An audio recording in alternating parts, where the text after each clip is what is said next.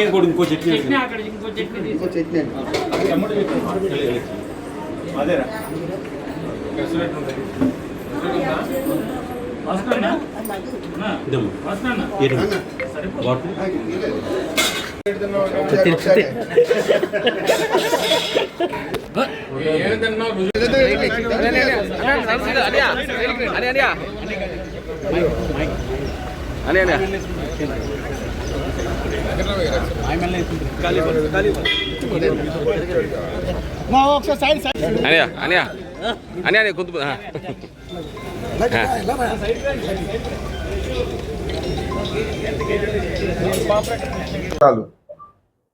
చూసే వాళ్ళకి ఏమనిపించింది? అసలు ఈ అంబటి రాంబాబుని చంపేస్తారా, వదిలేస్తారా?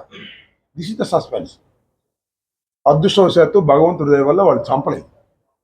చంపిన దిక్కేముంది? చంపితే ఇవాళ 4 రోజులు దాటిపోయి ఉండేది అంతే.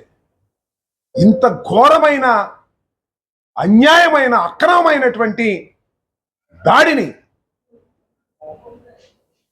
ప్రజలు సహిస్తారా? సరే, దాడి అయిపోయింది. ఏం కేసు పెట్టారు? ఏం కేసు రిజిస్టర్ చేశారు?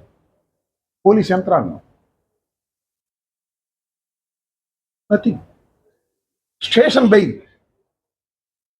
నేను చంద్రబాబు నాయుడు గారిని బూతులు తిట్టానని మళ్ళా క్షమాపణ చెప్పిన తర్వాత దాడి చేసి 18 రోజులు జైలుకి పంపించారు.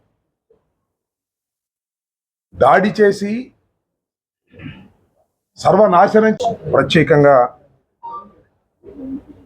విశాఖపట్నానికి రావడానికి గల కారణం ఏమిటంటే,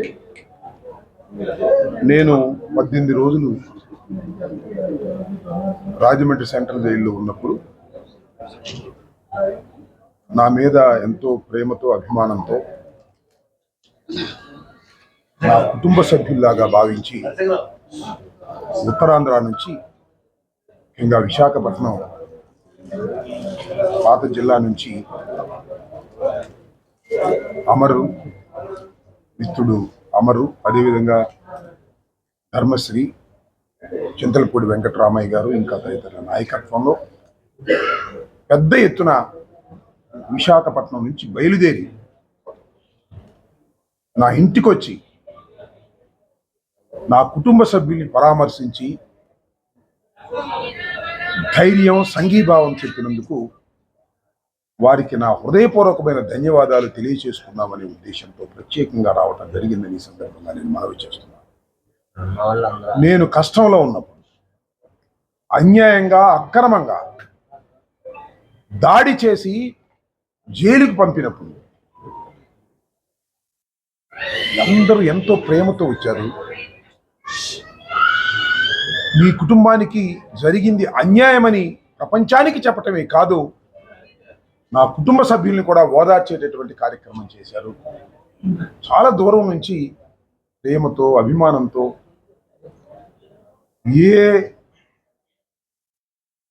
విషయాన్ని ఆశించుకోకుండా వచ్చినటువంటి వీరందరికీ నా హృదయపూర్వకమైన ధన్యవాదాలు మరీ మరీ చెప్పాలని భావించి, ఇంత సంఘీభావం తెలిపినటువంటి వారికి మరొకసారి నా హృదయపూర్వకమైన ధన్యవాదాలు ఈ సందర్భంగా నేను తెలియపరచుకుంటూ ఉన్నాను. ప్రతి ఒక్కరికి, ఒక్కళ్ళు కాదు, వచ్చి నీ 3 పేర్లు చెప్పాను, కానీ ప్రతి మండలం నుంచి, ప్రతి గ్రామం నుంచి వాలంటీర్గా నేను ఇక్కడికి వచ్చి ఆశ్చర్యపోయాను. వాలంటీర్గా టైం అంటే టైంకి బయలుదేరి గుంటూరు వచ్చారు. ఊరిని ఒక పిలిపిస్తే చాలు, సొంత కార్లు పెట్టుకొని మన కుటుంబ సభ్యుడికి ఏదో అన్యాయం జరిగింది, వెళ్ళాలి అనేటువంటి ఉద్దేశంతో పెద్ద ఎత్తున విశాఖపట్నం నుంచి వచ్చారంటే చాలా బాధలో కూడా చాలా సంతోషం అని ఈ సందర్భంగా నేను తెలియపరుస్తున్నాను. అంటే జరిగినటువంటి అంశం ఎంత బలంగా ప్రజల మధ్యకి వెళ్ళింది అనేది ఇక్కడ గుర్తుపెట్టుకోవాలి. 1983లో తెలుగుదేశం ఆవిర్భవించింది. అప్పటి నుంచి ఇప్పటి వరకు ఒకసారి పరిశీలన చేయండి మీరు.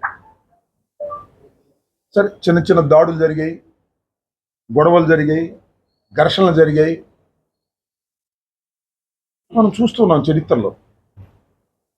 స్పాంటేనియస్గా జరుగుతూ ఉంటాయి, మనం వాటిని ఆపలేం. జరిగిన తర్వాత హుటాహుటిని వెళ్ళి ఆపేస్తారు పోలీసు కానీ. కానీ గత నెల 31వ తారీఖున జరిగినటువంటి